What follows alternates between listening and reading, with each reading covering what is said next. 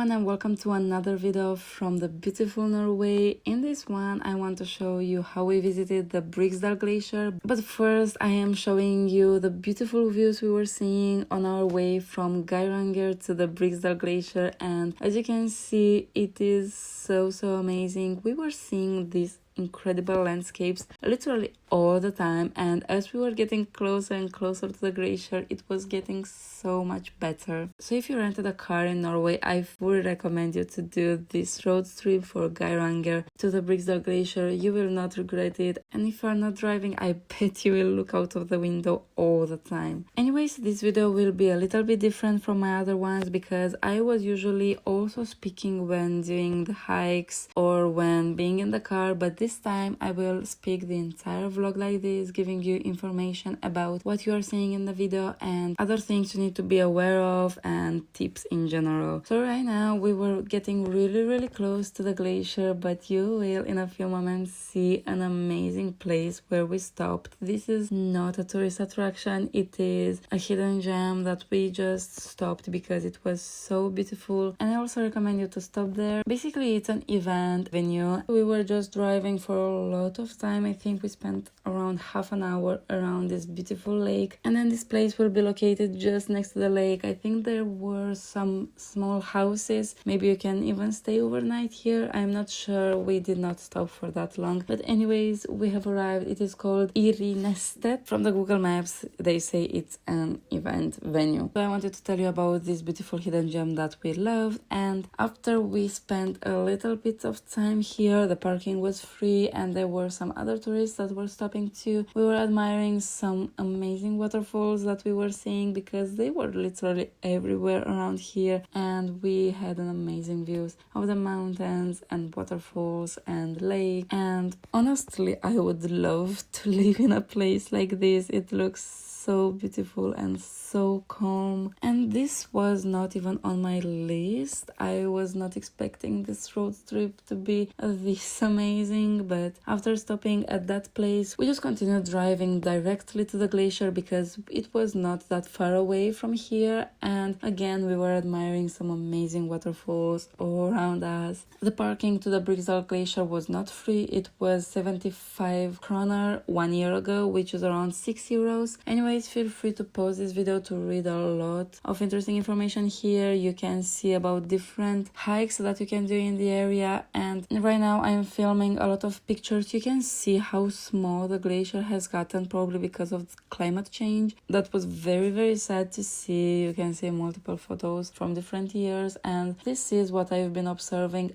everywhere around the world where we visited glaciers. They are getting smaller at an alarming rate. But anyways, we were on the hike. Right now you can see that there is a road for the bus and there is a road for the people that want to walk. The bus was a little bit expensive, but if you are not on a budget and you read the text earlier, you can see that you can support the locals by getting the bus. So if you want to go by bus 2 kilometers one way and then walk for 500 meters, there is an option for it. And also the hike was super well maintained, and also the road for the bus was super well maintained, as you can see. Anyways, we were seeing our first majestic waterfall of the day. It was so beautiful. Anyways, behind that waterfall is a huge river that we will always walk next to it, and it is coming from the glacier, I think. Please correct me if I'm wrong, but it was really nice. The color was a light blue and it was super clean. As you can see, we were also passing some bridges, but honestly the first point where we started to see the glacier, I think this was it. We thought that we had to go back and that was it. We really thought that we were seeing the glacier from far away, and this is why I spent a lot of time taking pictures here. But you can see that actually you can get even closer, and we were super excited about it. At some point it started raining, but that was not really an issue finish you because